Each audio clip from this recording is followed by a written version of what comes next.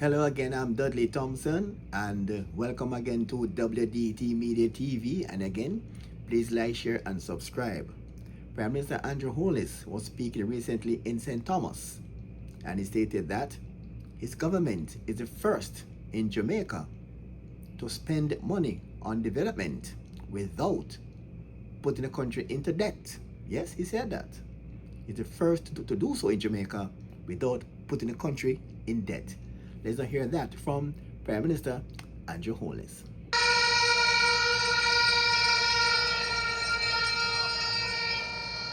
The question, my friends, is how to do it without running into debt. That has been the problem that no government of Jamaica has been able to solve until the Andrew Holness-led government of Jamaica.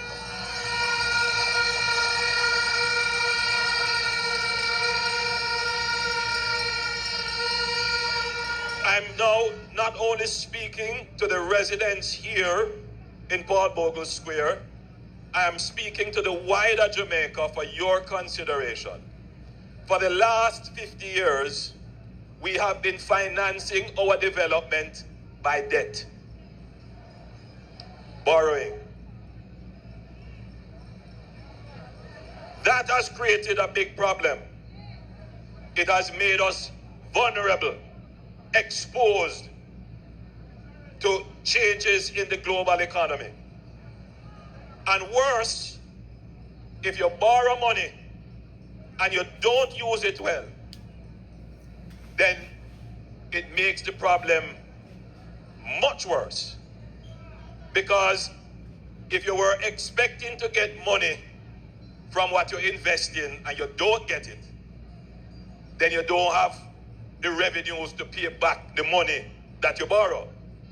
And that, in simple terms, has been the problem of Jamaica. Since this government, what has happened? I want you to listen carefully.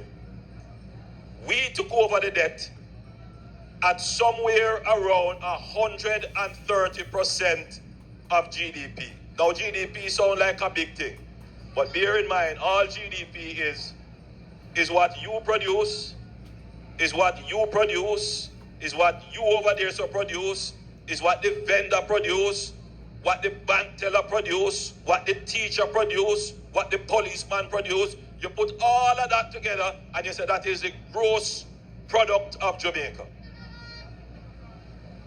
If you take everything that everybody in Jamaica produce, what we owe is 30% larger than what we produce when we took it over. So if Jamaica decided in 1 year is going to pay back its debt, after it pay back the debt, it would still owe 30%. Today, 10 years since, if we decided to pay back our debt today, we would pay off the debt and still have about 38% left for ourselves.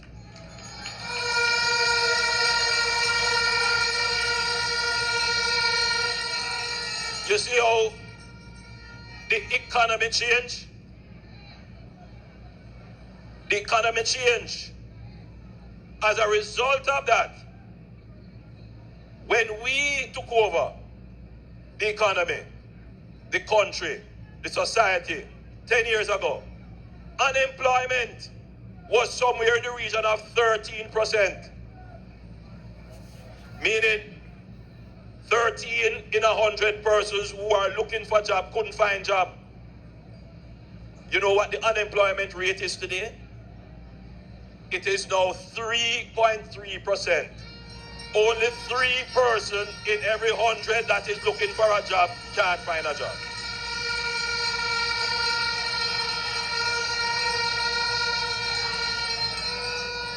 It is a different Jamaica today than what it was before. It is a better Jamaica today than what it was before. I'll give you one more statistic about how Jamaica has changed. We have cut the murder rate by almost half. When we took over, the murder rate in Jamaica was somewhere in the region of about 49 per 100,000. Meaning 49 persons were murdered in every 100,000 population in Jamaica. Today, you are somewhere, if you annualize it, to about between 25 and 20 per 100,000. Murder rate cut in half. This is a better Jamaica today than it was then. We have done a lot more things, you see, and which is why we have produced this book, and I see a lot of you have it here. And I tell you about this book. We have given out over 50,000 of this booklet. So I'm corrected by the Deputy General Secretary. We have given out over 100,000 of these booklets. And I can tell you, when something is valuable, I have never seen one thrown away as I move around. People fold it up, they put it in their pocket, they carry it. It's a keepsake. It's the first time that any government can document its achievements. And these are not fairy tale. These are not speculative. This is what we have done.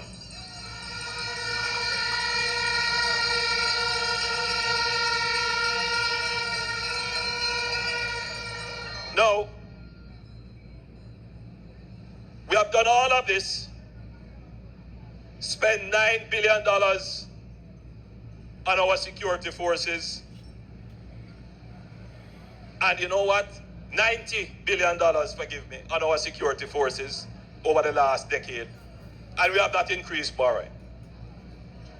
We have done something called the reverse tax credit, where if you earn less than a certain sum of money, the government gives you back $20,000. We have announced, and which has started, the Solidarity Program. And we have been giving back all kinds of things to the public. And we have not increased borrowing.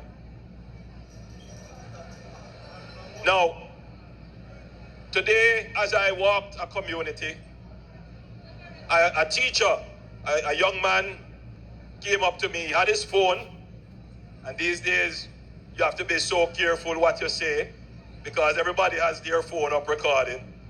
So he came and he greeted me, shook my hands, had his phone up, and he said, "Prime Minister, I'm a teacher." And you know, when I hear teacher, you know, my eyes light up because I was a teacher. I was Minister of Education. I know the value of teachers. I know the value of education. And he said, "Prime Minister, you have to do something about the wage offer." And he had his phone up. And I know he was hoping to catch me in an unguarded moment. But you know my mouth don't slip. You know that you will never get me at a mic and then I go.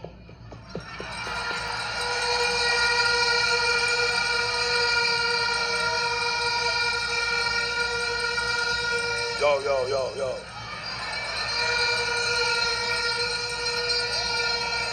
You will never have that.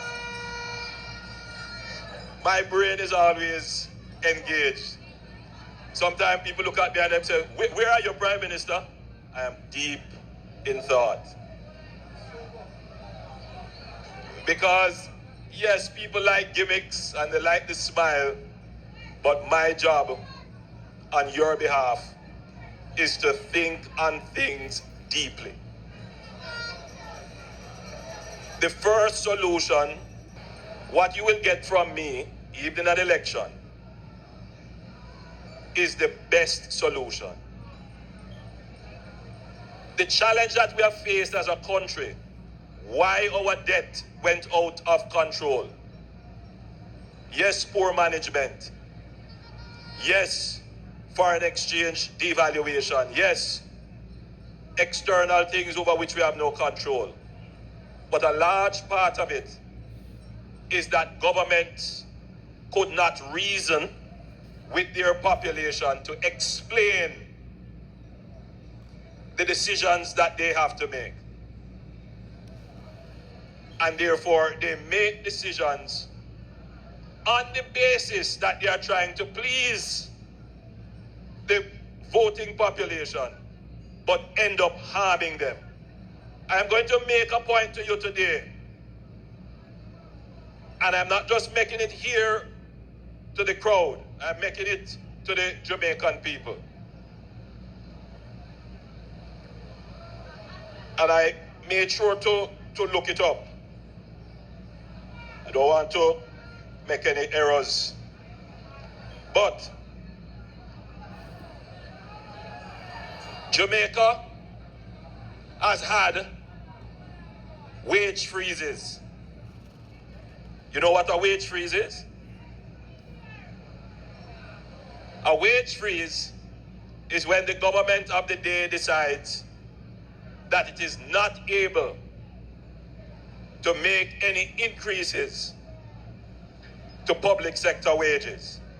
And it explains that to the unions and say, we can't do it. And they try to get the unions to agree.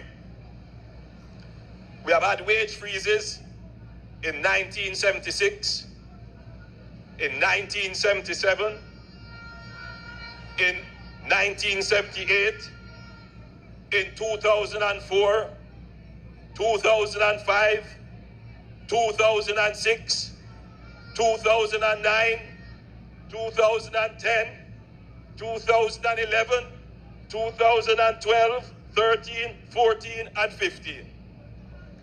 Mostly under the PNP.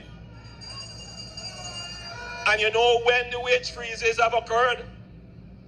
The wage freezes have occurred largely after the government has given a wage increase. I want all Jamaicans to just go and research it and think on it carefully. Now, the challenge of any government is how to increase the wage bill without at the same time increase borrowing or create a fiscal deficit, a gap between what you earn and what you have to spend.